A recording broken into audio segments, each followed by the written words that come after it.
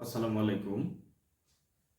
যারা বিভিন্ন উদ্দেশ্যে বিদেশ গমন করেন, তাদের বিদেশ যাওয়ার পূর্বে একটি গুরুত্বপূর্ণ পরীক্ষা করা হয়, HBsAg, অর্থাৎ তার শরীরে হেপাটাইটিস বি ভাইরাস আছে কিনা এটা নিশ্চিত হওয়ার জন্য HBsAg একটি পরীক্ষা করা হয়। এই হেপাটাইটিস বি ভাইরাসটাও কিন্তু গুরুত্বপূর্ণ। এটার কারণ হচ্ছে, কেউ যদি হেপাটাইটিস বি ভাইরাসে আক্রান্ত হয়, তার রক্ত, মুখের লালা অথবা বীর্যের মাধ্যমেও একজন থেকে অন্যজনে এই ভাইরাসটি ছড়িয়ে পড়তে পারে।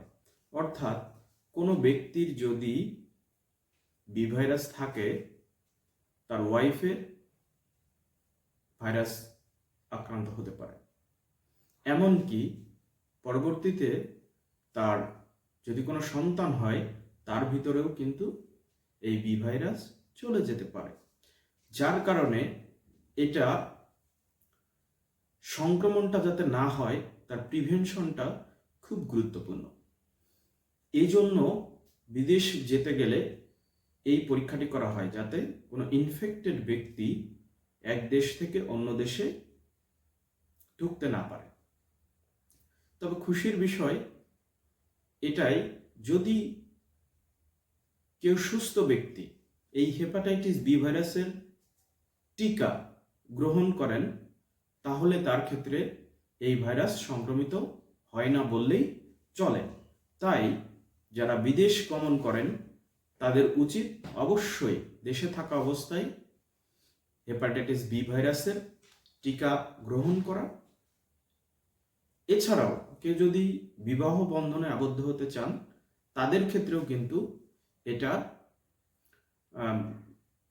টিকা নিয়ে নেওয়া খুব গুরুত্বপূর্ণ।